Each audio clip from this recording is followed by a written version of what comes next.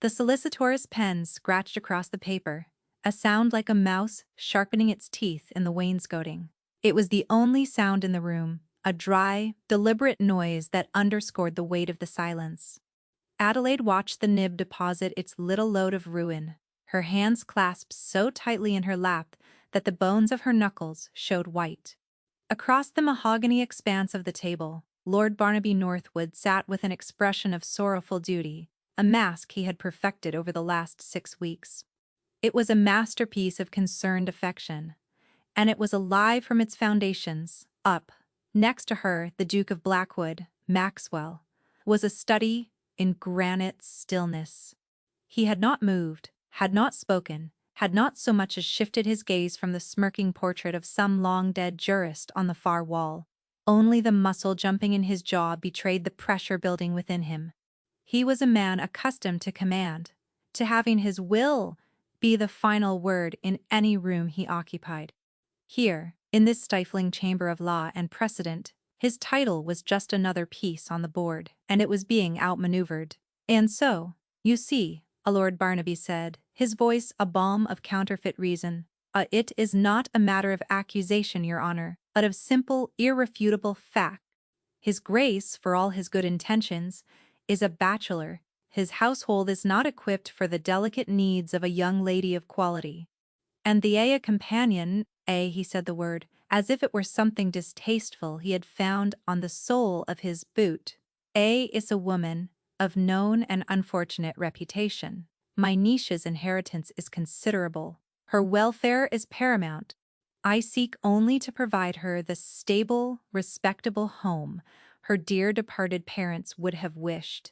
The lie was so smooth, so polished, it slid into the air and coated everything.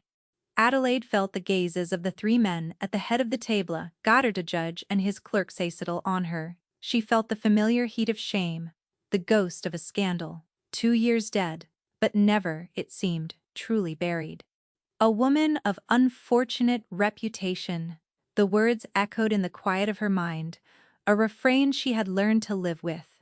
The crime was not what she had done, but that she had been caught in the undertow of another's disgrace.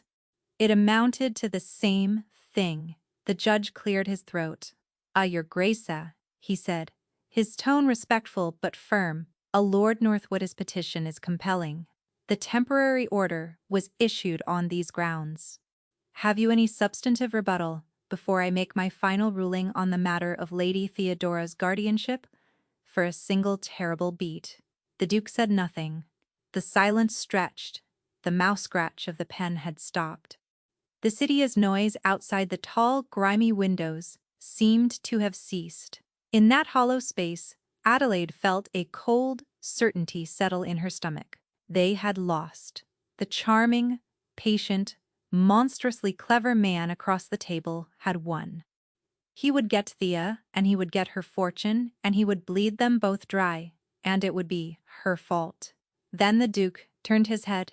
He did not look at the judge. He looked at her. His eyes, the color of a winter sky, were not cold, as they usually were. They held a question, and something else, something that looked terribly like apology. But you must understand, child, that to know how a ruined woman and a silent duke came to be losing everything in a dusty London office, you have to go back. You have to go back 3 months to a cramped and cheerless room where the story truly began with a single desperate answer to an advertisement in the morning paper. 3 months earlier, the rain had been a constant, miserable drizzle that turned the London streets to a slick of mud and grime. It matched Adelaida's circumstances perfectly. She sat on the edge of a lumpy mattress in a rented room that smelled of damp wool and boiled cabbage. The newspaper spread before her. Her gaze passed over the usual columns. Governesses sought for families with too many children, companions required for elderly ladies with too many ailments, until it landed on one that was different. A companion sought for a nobleman's ward. Discretion and fortitude required. Past circumstances of no consequence to a candidate of demonstrable competence. Apply in person to the Duke of Blackwood, Blackwood House, Grosvenor Square, past circumstances of no consequence. The phrase was a lifeline thrown into a churning sea. For 2 years, her past circumstances had been the only thing of consequence. Adelaide Henshaw, the girl whose name had been linked to the married Lord Atherton's gambling debts and subsequent flight to the continent. It had not mattered that she was merely his wife, cousin, a guest in their house, and that her only crime was to be present when the ruin fell. The mud of scandal sticks to whomever is nearest, and it had clung to her with a devotion no friend had ever shown. She had been ruined by proximity, fortitude required. She had a little of that left. She pressed her palm against the newsprint, the cheap ink leaving a faint smudge on her skin. Self-sufficient. It was the word they used for a horse that did not need to be constantly watched. Or a woman who could be relied upon to starve quietly. Adelaide stood, smoothing the front of her only respectable dress, a dove-gray merino that had seen better days. She had mended the cuff that morning, her stitches small and neat, a tiny act of order against the encroaching chaos. She would go. What was the worst that could happen? She could be refused. She was well practiced in refusal. Blackwood House was a fortress of pale stone on the corner of Grosvenor Square, its windows gleaming like impassive eyes. Every line of it spoke of old money and unshakable power. It made her feel small, a gray sparrow alighting on a monument. A butler, with a face like a disapproving glacier, showed her into a library that was larger than the entire floor of her boarding house. Books climbed the walls to a painted ceiling, their leather spines arranged in perfect, unread ranks. The room was immaculate, beautiful, and as cold as a tomb. A fire was laid in the grand marble hearth, but it had not been lit.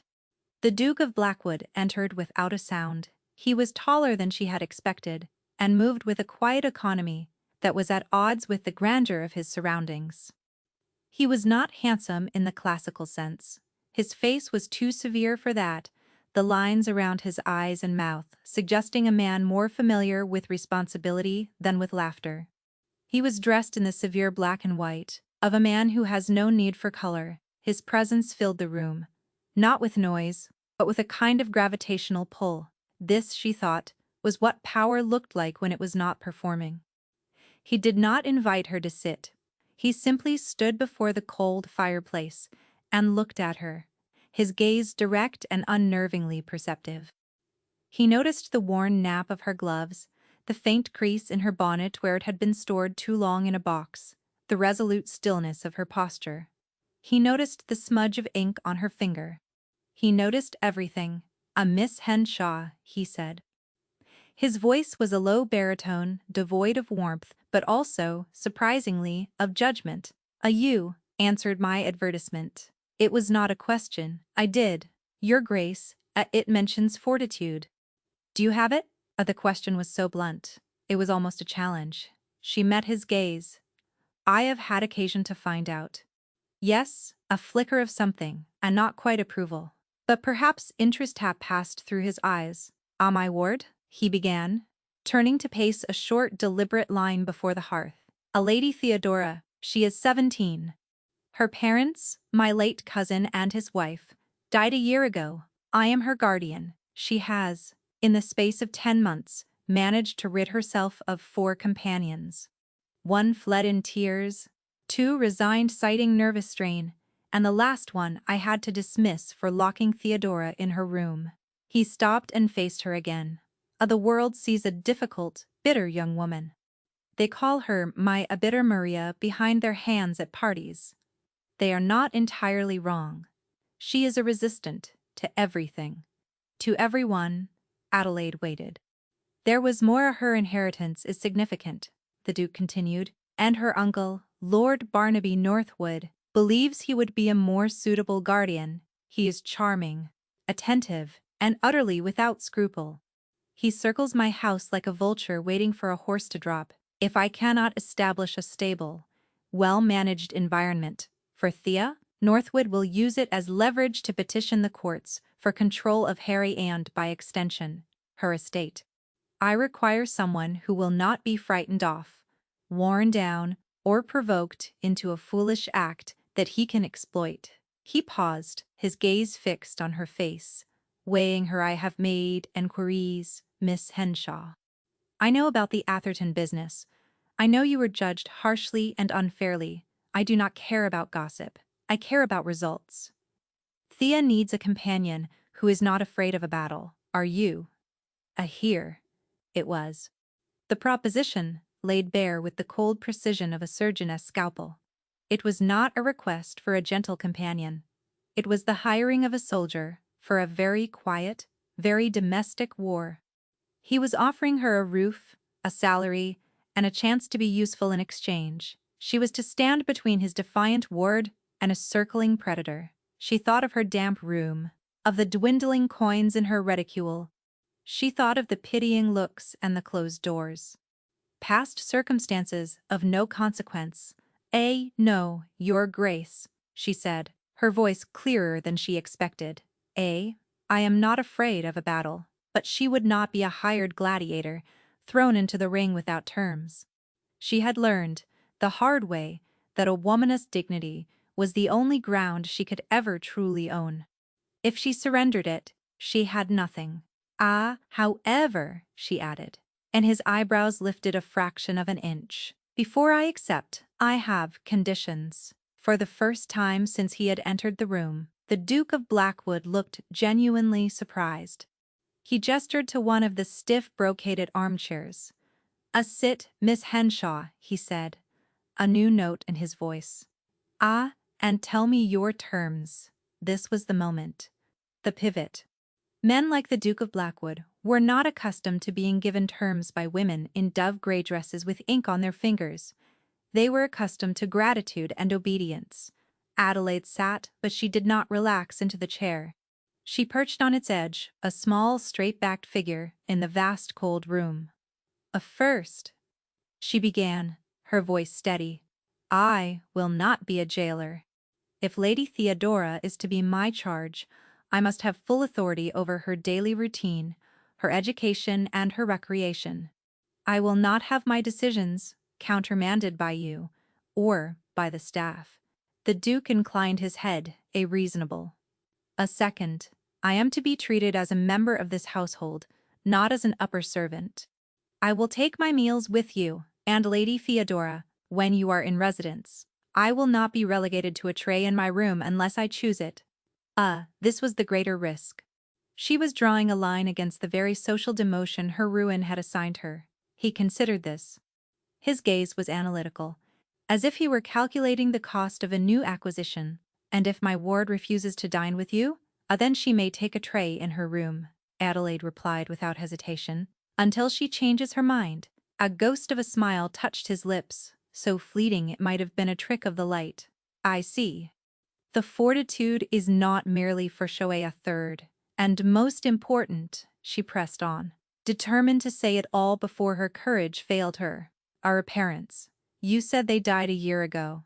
Her bitterness, her resistance is grief. It must be. I will not participate in any attempt to erase their memory, to pretend they did not exist for the sake of a quiet life. Grief must be given its space. If you expect me to force her into cheerful forgetfulness, then I am not the woman for the position," she finished, her heart hammering against her ribs. She had likely just talked herself out of the only real opportunity she had seen in 2 years. A poor gentlewoman with opinions was a luxury no household could afford. The Duke was silent for a long time. He walked to the window and looked out at the grey square, his back to her. The light from the windows silvered the edges of his dark hair. The silence was not empty, it was filled with his consideration.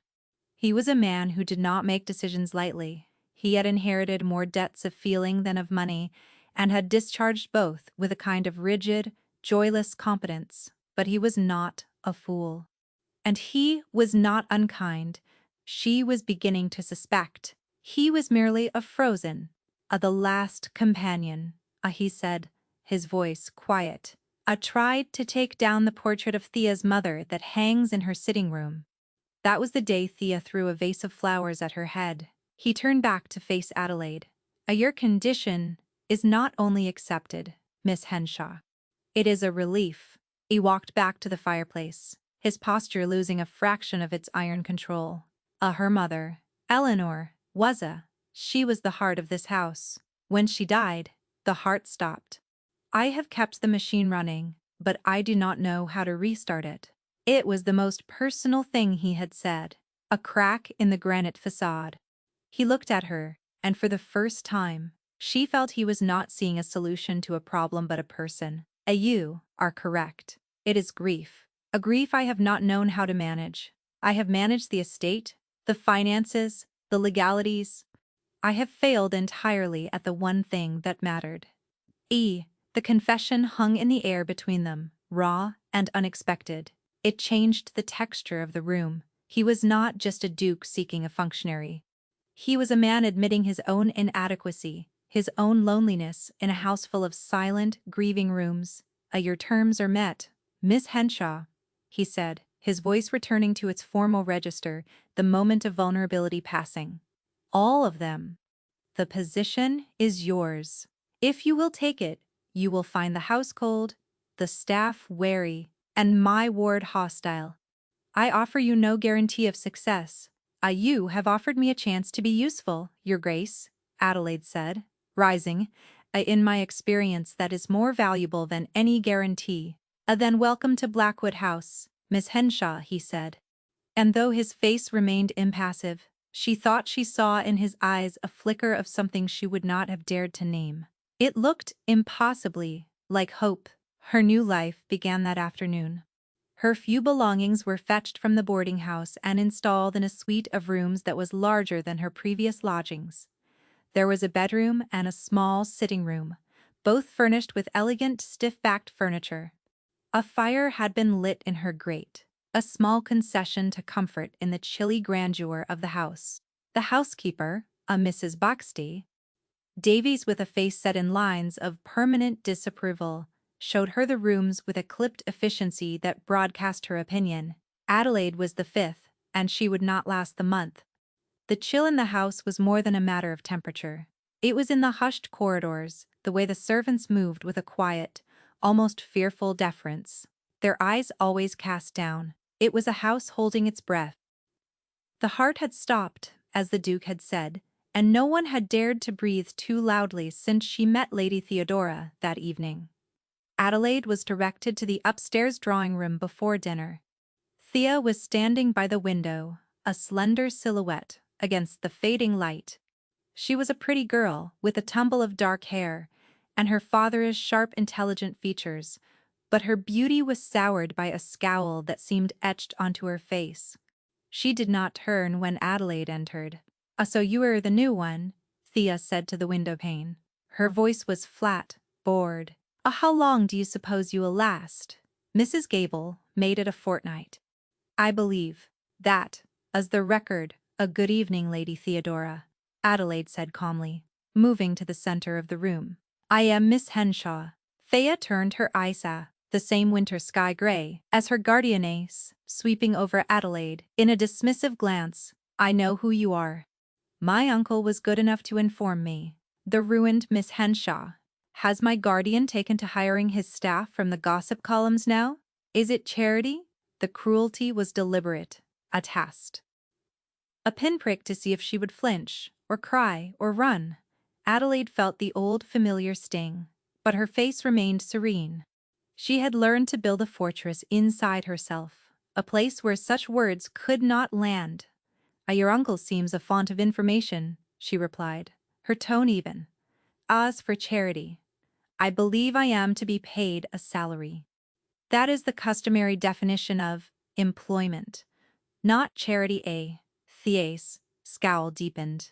She had expected a different reaction. "Don't think you can win me over with your quiet dignity. I have seen it all before." The patient smiles, the gentle suggestions. It is all a lie. You are here for the money, just like the others. "I am certainly here for the money," Adelaide agreed, surprising the girl again. "I find it a great motivator for enduring unpleasantness. As I imagine, do the cook, the maids, and your guardiana solicitor. Shall we go down to dinner?" She did not wait for an answer, simply turned and walked toward the door. For a moment, she thought the girl would refuse, would stay rooted to her spot by the window. Then, with an exasperated sigh, Thea followed. It was not a victory, but it was not a defeat. Dinner was a silent, miserable affair. The Duke was present, seated at the head of a dining table that could have accommodated 20. He, Thea, and Adelaide sat in a small triangle of isolation, the vast, polished expanse between them, amplifying the silence. Thea ate nothing, pushing her food around her plate with a silver fork. The Duke ate with a mechanical precision, his gaze fixed somewhere in the middle distance. Adelaide ate her soup. She ate her fish. She ate her slice of roasted fowl. She would not be cowed by silence. She had lived in far more hostile silences than this. The next morning, Adelaide began to explore her new domain. The house was a marvel of order and cleanliness, a testament to Mrs. Davis's iron rule. But it was a sterile order. There were no flowers in the vases, no books left open on the tables, no sign of life or ease. She found Thea's rooms in the same state, tidy, impersonal, and cold. The girl herself was curled in a window seat, with a book she wasn't reading. What do you want?" Thea asked without looking up. "I was told you enjoy writing," Adelaide said. I used to. There, R.A., Thea said, a bitter edge to her voice, with horses in them. What a revelation. Adelaide ignored the sarcasm. "I thought we might go for a ride this afternoon. I don't want to very well." Adelaide said, "I shall go alone. Then I require the exercise." She left the room.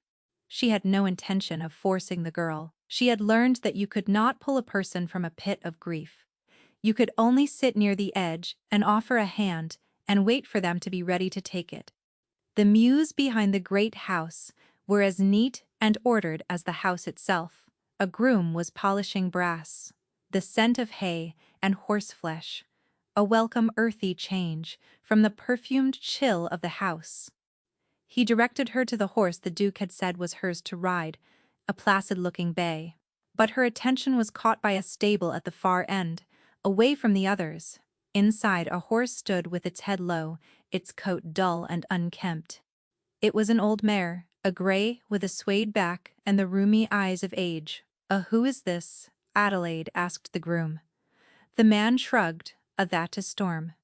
She was Lady Eleanor's horse. The mistress loved her since she passed away.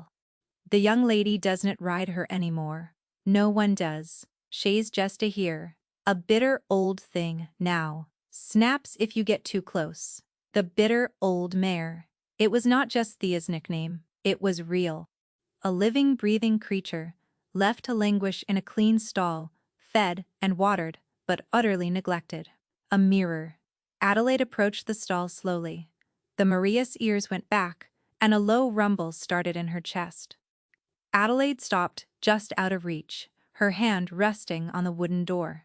She did not try to touch the horse. She just stood there, speaking softly. Hello, Storm," she said. You are a beautiful girl." The horse watched her with weary, suspicious eyes. Adelaide stayed for a few minutes, then left. The next morning she returned. In her pocket she had a slice of apple. She stood by the stall door again, holding the apple out on her flat palm. The mare eyed it, then looked at Adelaide, then back at the apple. She snorted, a puff of warm air, but did not move. Adelaide did not push. She simply waited. After a minute that felt like an hour, she withdrew her hand, placed the apple in the Mare's feed trough, and left. She did this every morning. She would rise early, before the house was fully awake, and go down to the mews. She would bring a piece of apple or a carrot. She would stand by Storma's stall, offer it, and when the horse refused to take it from her hand, she would leave it in the trough. She spoke to the mare in a low, gentle voice, telling her about the weather, about the book she was reading, about nothing at all. On the fourth morning, as she stood there, the mare took a hesitant step forward and lipped the apple from her palm. The touch was soft, whiskery, and tentative. It was a small miracle. Adelaide did not move. She let the horse eat, her hand held steady, and then she stroked the Maria's dusty neck. The horse allowed it a dare. Now, Adelaide whispered.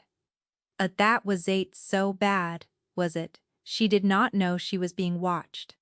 From the shadows of the stable entrance, Thea had seen the whole thing. She had followed the new governess, curious about her early morning excursions. She had watched this woman, this stranger, do what no one else had bothered to do. She had shown patience to a creature everyone else had written off. She had fed the bitter old mare by hand. Thea slipped away before she could be seen, a strange and unfamiliar feeling stirring in her chest. It was not warmth, not yet. But it was the first crack in the ice. The Duke, too, was an observer. He was a man who noticed things. It was the one skill his cold, demanding father had inadvertently taught him: to watch, to assess, to understand the mechanics of a situation. He noticed the new governess's quiet, unvarying routine. He received the grimace report that Miss Henshaw was spending time with the old mare. He saw the shift in the household's atmosphere, almost imperceptible, at first, like a change in barometric pressure before a storm. He saw that the flowers in the main hall vase had been replaced. Not the hothouse orchids his housekeeper ordered, but simple, elegant branches of winter jasmine. Their scent, faint and clean. He saw that a book of poetry his late wife had loved had been left on a table in the drawing room, a ribbon marking a page.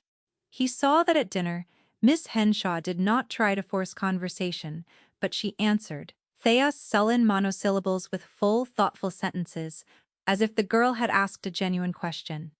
He started finding reasons to be in the parts of the house she occupied. He would go to the library in the afternoon, ostensibly to work on his papers, and find her there with Thea, not drilling lessons, but reading aloud from a history of exploration, her voice calm and engaging. Thea would be sketching in a notebook, her usual scowl softened into a look of concentration. One afternoon he entered to find them discussing Thea's drawing of a ship. The rigging is not quite right," Thea was saying, frustrated. It looks clumsy. It is a difficult angle," Adelaide said, leaning over to look. But see here? The perspective on the hull is perfect. You have a real eye for structure. Theodora, it is a talent." Thea flushed, pleased and embarrassed. It is just a doodle. All great art begins as a doodle," Adelaide said simply. From the doorway, Maxwell watched.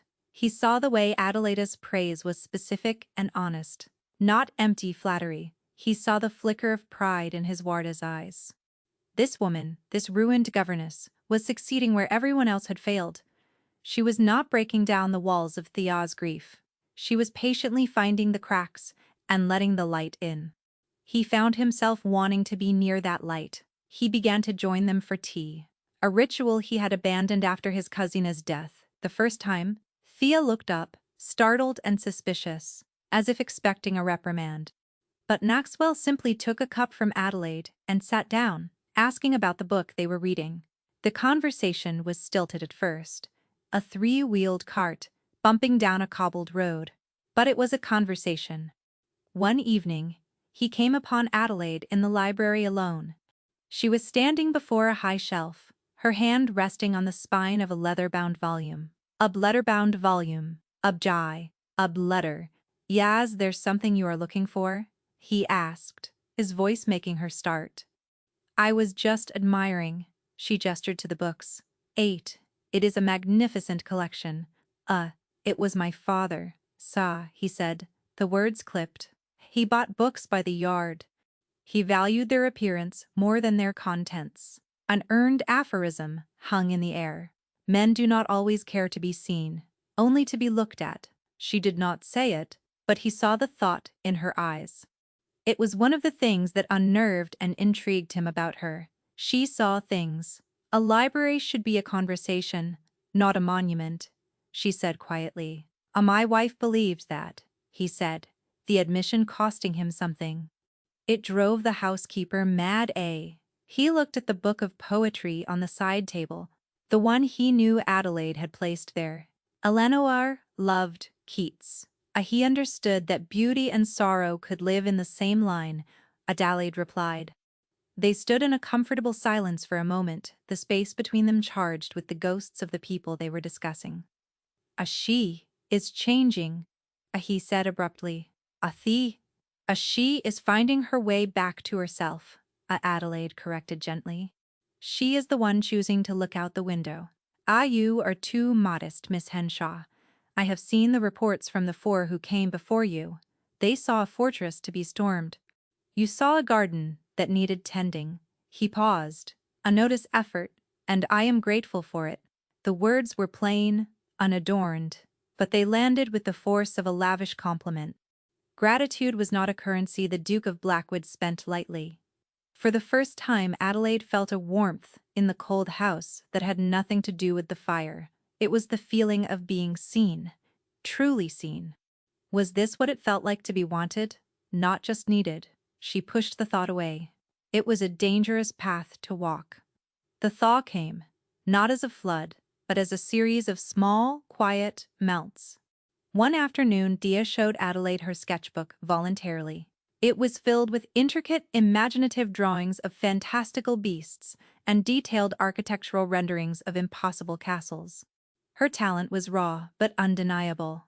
These are extraordinary," Thea Adelaide said, genuinely impressed. My father taught me," Thea said, her voice soft.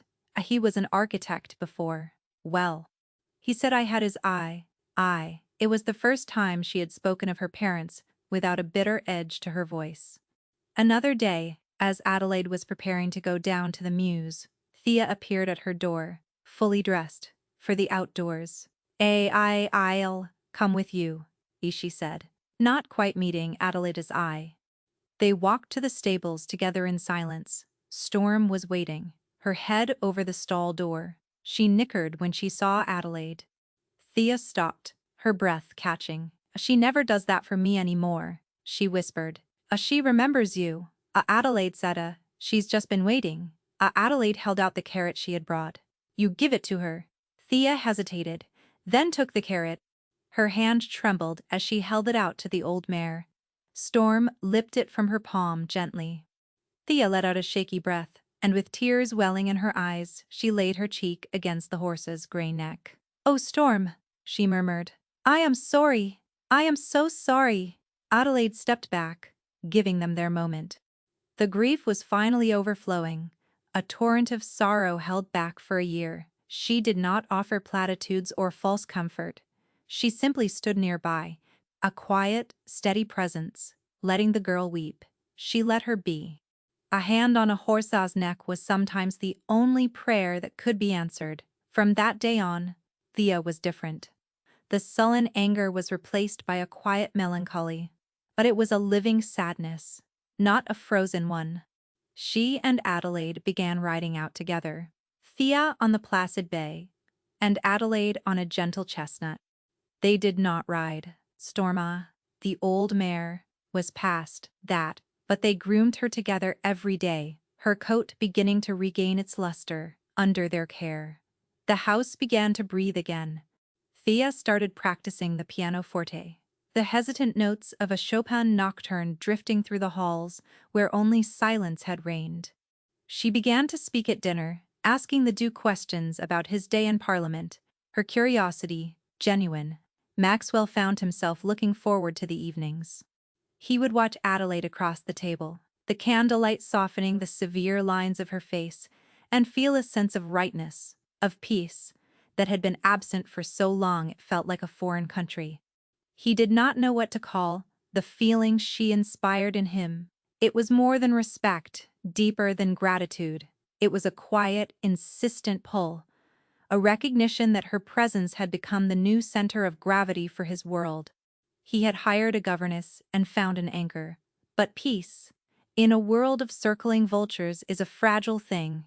Lord Barnaby Northwood arrived on a Tuesday. Without invitation, his smile as bright and predatory as ever. He swept into the drawing room, where Thea was sketching and Adelaide was reading, and kissed his niece on both cheeks. "Anne, my dearest," Theodora, you are looking radiant. The country air must agree with you. We are in London, uncle, Thea said, her tone cool. But the air of contentment, it is the same thing, he said, his gaze sliding to Adelaide. And Miss Henshaw, still with us, I see. A testament to your resilience. The compliment was barbed, a reminder of her precarious position. He had come to assess the situation, to probe for weaknesses. He was all charm and avuncular affection. But Adelaide saw the calculation in his eyes. He noted Thea's improved spirits, her easy rapport with Adelaide, and he did not like it. A happy, well-adjusted ward was of no use to him. He began a campaign of subtle sabotage. He brought Thea expensive gifts, a new riding habit, a string of pearls that subtly underscored the Duca's more austere guardianship. He would reminisce about her parents, but in a way that was calculated to wound, to remind Thea of her loss. Your mother adored pearls, he said, fastening the clasp around Thea's neck. She would have wanted you to have the very finest. It is a shame she is not here to see you wear them. He sought out Adelaide when she was alone, his manner confidential, conspiratorial. You have worked wonders, my dear Miss Henshaw, true wonders. But you must understand, a girl of Thea's possession, she needs more than a companion. She needs a connection to society, a guiding hand from her own family. The Duke, bless him, is a good man, but he is a distracted, detached. He was planting seeds of doubt, trying to drive a wedge between them. Adelaide deflected his attempts with polite non-committal answers, but she felt a chill of foreboding. He was not a man who gave up easily. The crisis came a week later. A messenger delivered a thick vellum envelope to the Duke. Maxwell broke the seal in the library, Adelaide and Thea present. He read the document, his face hardening into a mask of cold fury. What is it, guardian? Thea asked, her voice tight with anxiety. Maxwell placed the document on his desk. It was a formal petition to the Court of Chancery. Lord Barnaby Northwood was suing for guardianship of his niece, Lady Theodora, on the grounds of neglect and improper influence. He cites my unmarried status, Maxwell said, his voice dangerously low. My failure to provide a suitable maternal figure. He claims the household is cold and unsuited to a young lady's development. But that's not true, Thea cried. Not anymore, Anna Maxwell continued, his gaze meeting Adelaide's, a bleak fire in his eyes. He names you Miss Henshaw. He details the Atherton scandal. He paints you as a woman of low morals, a fortune hunter, an entirely inappropriate influence on a wealthy, impressionable young heiress. The room went silent. The old shame, the unjust stain, had been brought out and weaponized. Adelaide felt the blood drain from her face. It was her. She was the weakness he had found, the lever he would use to pry their fragile world apart. He will not succeed. Maxwell said the words, a vow. I will fight him. But men are slow, child, and dukes are slowest of all, for they believe the world bends to their will. And Lord Barnaby was not slow. He was a creature of speed and opportunity. 2 days later, armed with a temporary order from a sympathetic judge, he arrived with a carriage and 2 grim-faced men. The order granted him immediate temporary custody of Thea, pending a full hearing. It is for the best, my dear, he said to a stunned and weeping Thea, his arm around her shoulder. You will come and stay with me and your aunt. A proper family environment. I wanna go, Thea shouted, trying to pull away, looking frantically at Maxwell and Adelaide. A guardian, Miss Henshaw. Don't it? Let him. Maxwell stood as if turned to stone, the legal document in his hand, a worthless piece of paper. He was a duke, a legislator, a man of immense power, but in this he was helpless. The law for the moment was on Barnaby's side. Thea, you must go, he said, his voice strained. It is for a short time only. I will have this overturned. I promise you. She felt as if she were drowning. She was the cause of this. Her past, a ghost she could never outrun, had risen up to destroy the first real happiness she had ever helped to build. Barnaby led a sobbing Thea out of the house. At the door, he turned back to look at Adelaide, a triumphant, cruel smile on his face. He had won. He had taken the girl, and the heart of the house went with her. The silence that descended on Blackwood House was heavier and colder than before. It was the silence of defeat. The days that followed were a blur of cold dread. The Duke was a whirlwind of controlled fury, closeted for hours with his solicitors, dispatching agents to investigate every corner of Lord Barnaby's life. He barely ate, barely slept. The granite facade had returned, harder and more impenetrable than ever. He and Adelaide moved through the house like ghosts, occupying the same space, but separated by a chasm of shared failure. Adelaide's own guilt was a physical weight. She was the weapon Barnaby had used against them. She should leave. Her presence only gave him more ammunition. She packed her trunk one afternoon, her movements slow and leaden. She would write the Duke a letter, explaining that her departure was for the best. She was folding her last dress when Maxwell appeared in her doorway. He looked haggard, his cravat askew, a detail so out of character it was shocking. What are you doing?" He asked, his voice rough. I'm leaving, Your Grace." Why?" You know why. I am the reason he was able to do this. As long as I am here, I am a liability to you and to Thea." He crossed the room in 2 strides, his hands closing over hers, stilling their movement. His touch was warm and firm. If you leave, you prove him right." She looked up at him, her vision blurred with unshed tears. But my reputation." Damn your reputation," he said, his voice fierce. Damn the gossips and the fools who listen to them. You are the best thing that has happened to this Halsato Thea in a year. You are the only one who saw her, the only one who stayed." He shook his head, a look of profound self-disgust on his face. "I was failing her. I was letting her drown in this cold, empty house, because I was drowning myself. You saved us both. Do you understand that?" His words were a revelation. He was not blaming her, he was protecting her. Fighting for her. Will not let him win. "Adelaide," he said, using her given name for the first time. It sounded strange and wonderful on his lips. "And I will not do it without you. So you will unpack that trunk. We have a war to fight." She looked at his hands holding hers, at the desperate sincerity in his winter sky eyes. And for the first time in a very long time, she was not alone in her battle. She stayed. They worked together, a strange and unlikely alliance. He handled the legal strategy, the relentless pursuit of evidence against Barnaby. She provided the heart of their case. At her solicitor's suggestion, she began to write. She wrote down everything. Her daily journal became their most important document. She detailed every conversation with Thea, every small breakthrough, every new drawing the girl had made. She documented Thea's love for the old mare, Storm, and how caring for the animal had become the bridge back to her own heart. She described Barnaby's visits, his manipulative words, his attempts to poison Thea's mind. Her precise, unadorned prose painted a picture not of a ruined governess and a neglected child, but of 2 lonely souls finding solace in each other's company, and of a patient, gentle healing that a brute like Barnaby could never comprehend. As Maxwell read her pages, he saw her not just as an anchor, but as a warrior. Her weapon was not a sword, but a quiet, unshakable honesty.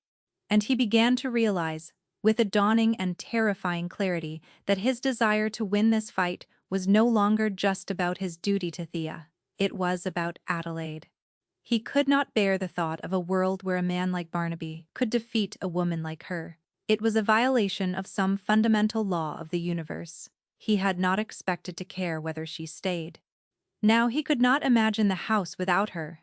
The day of the hearing arrived, bringing them back to the stuffy solicitor's office, back to the brink of disaster. And so they sat, listening to the judge's question hang in the air. "Have you any substantive rebuttal before I make my final ruling?" Maxwell finally moved. He did not look at the judge. He looked at Adelaide, his eyes holding that strange, apologetic question. Then he turned his gaze to the judge. "I do, Your Honor," he said, his voice calm and clear, ringing with an authority that had been absent before. But it is not my rebuttal that you should hear first." He stood and walked to the door of the chamber. He opened it, and Thea walked in. She was pale and thin, but her eyes were burning with a fire that was all her own. She was not the weeping girl who had been dragged from her home. She was the young woman who had survived. She walked past her uncle, who stared in shock, and came to stand beside Adelaida's chair. Her hand rested, for a moment, on Adelaida's shoulder. It was a small gesture, but it spoke volumes. Your Honor," Maxwell said, returning to his seat, "The subject of this petition, my ward, Lady Theodora, has requested to speak for herself." The judge looked surprised, but he nodded. Very well. Lady Theodora." Thea took a deep breath. Your Honor," she began, her voice trembling slightly but gaining strength with every word. My uncle says my guardian's house is a cold one. For a time it was. After my parents died, it was very cold. I was cold too. I was angry, and I was alone. Everyone looked at me, but no one saw me." Our gaze flickered to Adelaide. Then Miss Henshaw came. She did not try to make me happy. She did not tell me to forget my parents. She saw that I was sad, and she let me be sad. She brought flowers back into the house, because my mother loved flowers. She found my mother's favorite books. And she went to the stables. Thea's voice grew stronger. There is an old mare there. Her name is Storm. She was my mother's horse. After Mama died, I couldn't bear to look at her. Everyone said she had become bitter and mean. Everyone avoided her. Everyone but Miss Henshaw. Every single morning, she went to that horse. She brought her apples. She talked to her. She was patient. She fed a bitter old mare by hand until that horse learned to trust her. And she taught me that it was all right to be sad, and that it was all right to be loved, even when you feel bitter and lost. She turned to face her uncle, her eyes flashing. My uncle says Miss Henshaw is a bad influence.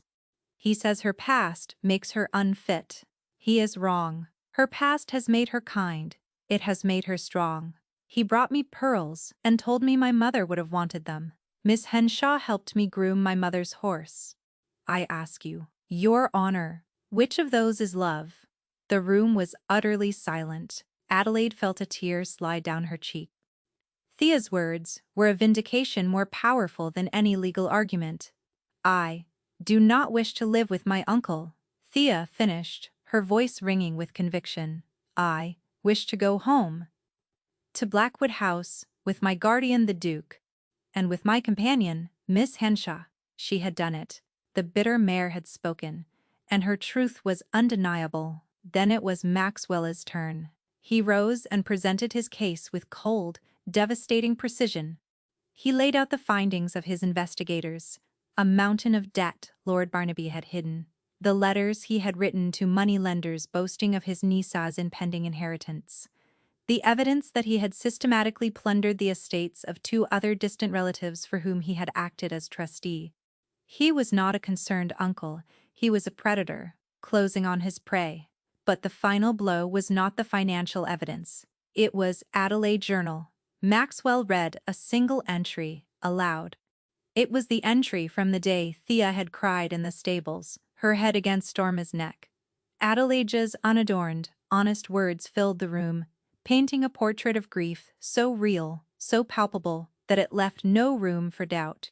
When he was finished, Lord Barnaby was no longer a charming man. He was a shrunken, exposed fraud, his mask of concern shattered. The judge's face was grim. Lord Northwood," the judge said, his voice like chipping ice. This court finds your petition to be not only without merit, but to be a malicious and predatory action against your own kin. It is dismissed with extreme prejudice. I will be forwarding this evidence to the Crown prosecutors. You may find your own affairs under considerable scrutiny." He then turned to Maxwell. Your Grace, my apologies. The guardianship is confirmed, permanently. You and Miss Henshaw have clearly provided Lady Theodora with a home of great care and stability. It was over. They had won. Adelaide felt a wave of relief, so profound it left her weak. Thea flung her arms around her, and for the first time, Adelaide held her, not as a companion, but as something far closer. As they prepared to leave, Adelaide felt a presence beside her. It was Lord Barnaby. You, he hissed, his voice low and venomous, his charm stripped away to reveal the ugliness beneath. A ruined nobody. You think you won. You are nothing but hired help. He will tire of you. They always do. Adelaide looked at him, at this small, bitter man, and felt not fear, not anger, but a deep and profound pity. She had spent 2 years believing a version of what he was saying. But she did not believe it anymore. You lost your authority to judge me, my lord, she said, her voice quiet but firm. The moment you decided a person's heart was a commodity to be traded, she turned her back on him and walked away, Thea's hand in hers, toward the Duke, who was waiting for them.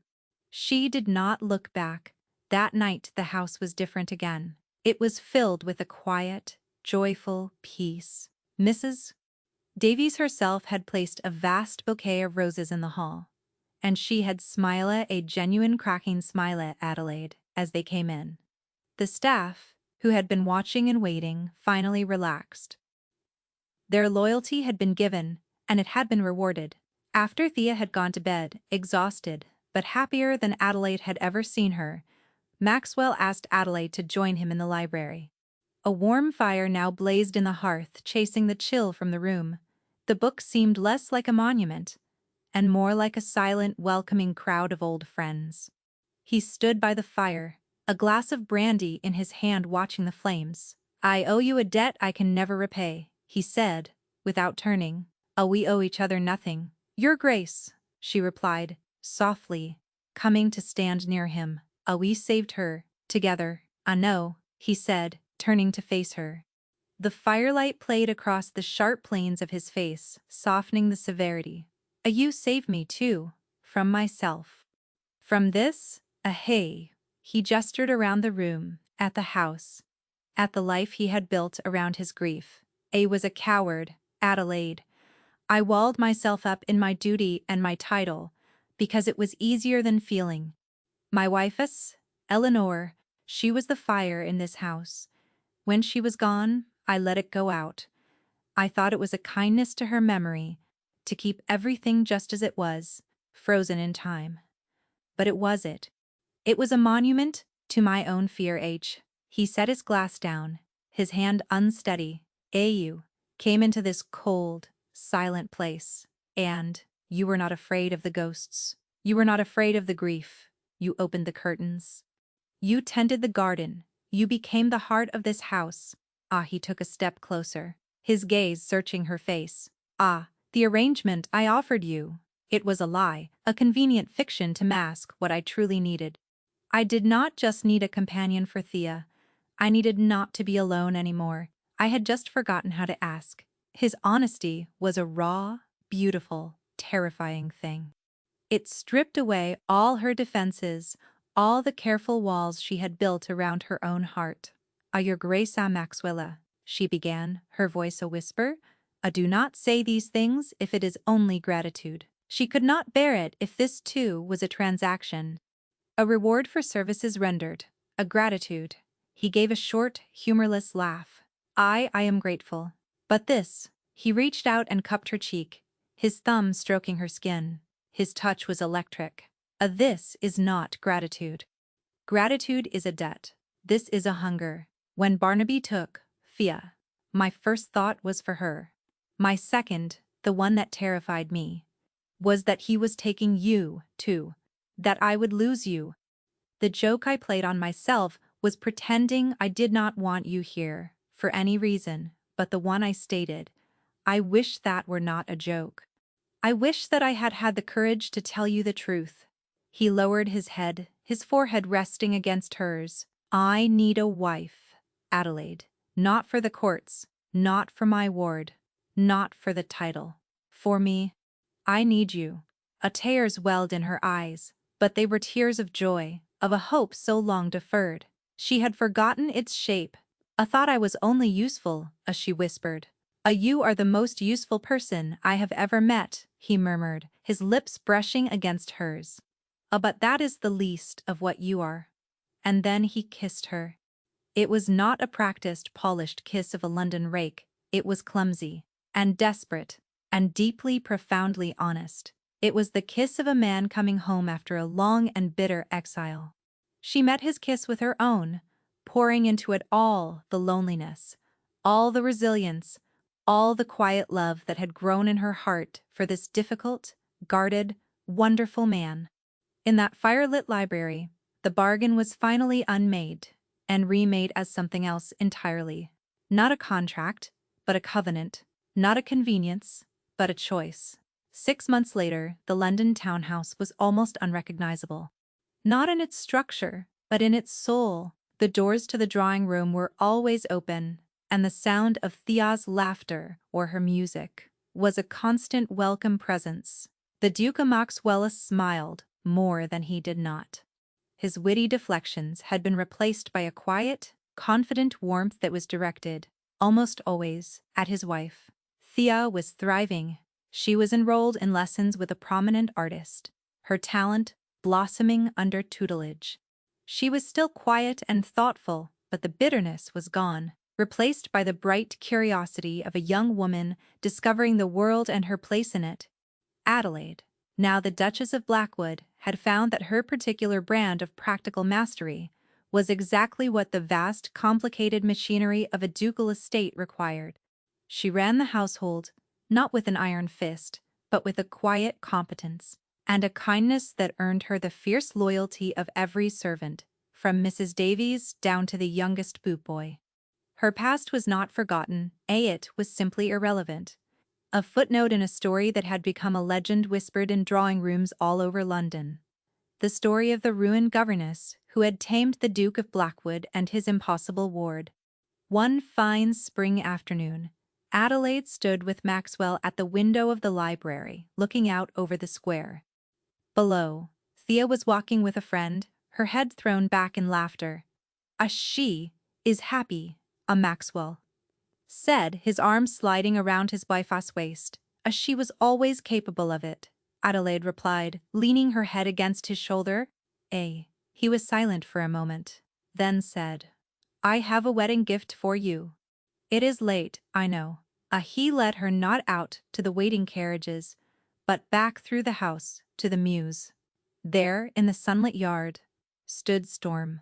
The old mare's coat was gleaming, her eyes bright and clear, and in the stall next to her was a new horse, a magnificent black stallion with intelligent eyes and a powerful build. He is for you, Maxwell said. A Storm is too old for long rides. I thought you deserved a horse that could match your spirit. Adelaide was speechless. She walked up to the stallion, who watched her with calm curiosity. She reached out and stroked his neck, her heart full. What is his name? She asked. He does not have one yet, Maxwell said, coming to stand beside her. I thought you should choose. She looked from the proud new stallion to the gentle old mare dozing in the sun. She thought of the cold, angry girl she had first met, and the warm, vibrant young woman she had become. She thought of the cold, silent Duke, and the warm, loving husband at her side. It had all started here, in this stable, with an act of patient kindness toward a creature everyone else had given up on. His name is Journey, she said softly. Maxwell smiled and took her hand. Perfect. They stood there for a long time in the quiet of the mews, the scent of hay and horses around them. The world outside, with its gossip and its judgments, felt a million miles away. Here was the truth, a man, a woman, and the quiet, steady work of healing. She had come to Blackwood House, seeking a position, a refuge. She had been given a home. She had been hired to be a companion, a solution, a function. But that was not what she had become. In the end, against all odds, she became the woman who stayed.